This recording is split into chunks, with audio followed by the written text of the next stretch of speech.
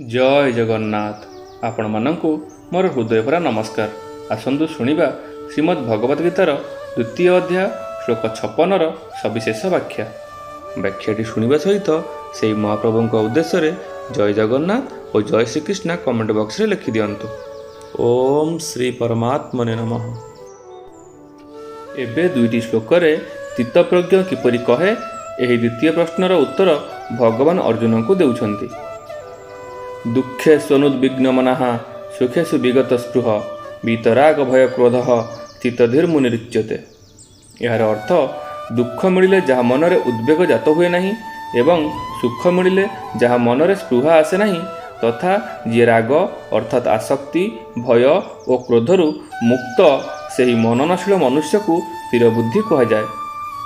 चित्तप्रज्ञ किपरि कहे अर्जुन एहीपरि क्रिया प्रधान प्रश्न करथिले, किंतु भगवान भाव प्रधान उत्तर देउछंती। कारण क्रिया रे भाव ही मुख्य। प्रत्येक क्रिया भावपूर्वक हुए। भाव बदली गले क्रिया बदली जाए। अर्थात बाह्य दृष्टि क्रिया सेहीपरि देखा जाउथिले मध्य वस्तुतः ताहा सेहीपरि रहे नाही। एही भाव कथा ही भगवान एठारे कहउछंती। गीतारे जेउठी भी अर्जुन क्रिया प्रधान प्रश्न पचारिछंती भगवान ताहार भाव और बोध प्रधान उत्तर देइछंती। कारण क्रिया रे भाव और बोध हेउछि मुख्य। भाव और बोध अनुसार ही क्रिया हुए।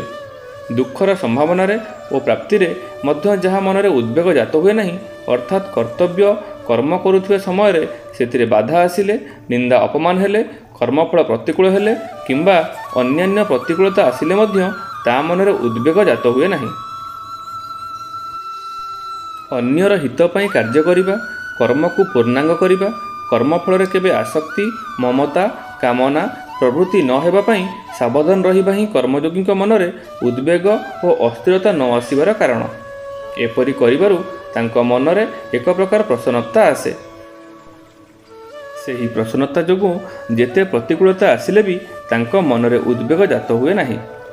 सुख संभावना रे और ताहार प्राप्ति रे मध्य जହାର स्पृह जात हुए नहीं अर्थात अतिशीघ्र कर्म पूर्णांग हेले तत्कालिक आदर और प्रशंसा मिले अनुकूल फल मिले किंबा अन्यान्य अनुकूलता आसिले भी जହାର मनरे स्पृह आसे नहीं जे यही परिस्थिति सर्वदा रही थाउ और सर्वदा मिली थाउ ता अंतकरण रे अनुकूलतार कौनसी प्रभाव पड़े नहीं। मनरे सांसारिक पदार्थर जो आकर्षण अंकित हो जाए ताहाकु राग कहती।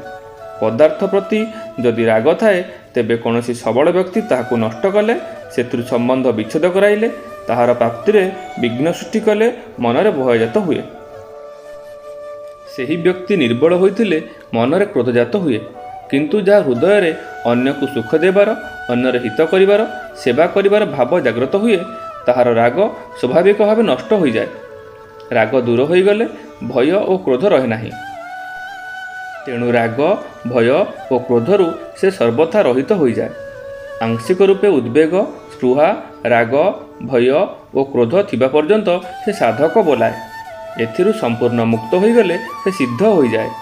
कामना वासना प्रभृति रागर ही स्वरूप। केवल वासनार तारतम्य अनुसार सेगुड़िकर नाम भिन्न भिन्न। जेमितिकी अंतकरण रे लुकायित रागर नाम वासना सही वासनार अन्य नाम आसक्ति बा प्रिय भाव।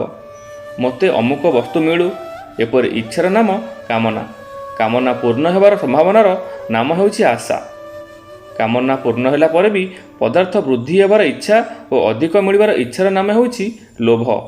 लोभर मात्रा अधिक बढ़ीगले ताकू तृष्णा कहुए। तात्पर्य है उत्पत्ति विनाशशील पदार्थ प्रति थिबा आकर्षण और महत्व बुद्धि को कामना वासना प्रभृति नाम नामित करा जाए। एही भली मननशील कर्मयोगींकर बुद्धि स्थिर और अटल हो जाए। कर्मयोगर प्रकरण होइथिबारु एठारे मननशील कर्मयोगी को मुनि कहुଯାଇଛି। मनरे कौनसी कामना और आसक्ति न आसु एही सावधानतार मनन ही मननशीलतार अर्थ। अविरत अनासक्त रहिबा ही सिद्ध कर्मयोगींकर सावधानता। कारण साधक अवस्था तांकर एपरि सावधानता रहिथिबारु से परमात्मा को प्राप्त होइछन्ति। ज्ञानी गुणीमंडली और सज्जन मंडली आपण माने शुणुथिले श्रीमद् भगवद गीतार द्वितीय अध्याय श्लोक 56 सविशेष व्याख्या। आपणको अशेष अशेष धन्यवाद। महाप्रभु जगन्नाथ पाखरे ସମସ୍ତଙ୍କ ମଙ୍ଗଳ କାମନା କରି ରହୁଛି। ନମସ୍କାର। ଜୟ ଜଗନ୍ନାଥ। ଜୟ ଶ୍ରୀକୃଷ୍ଣ।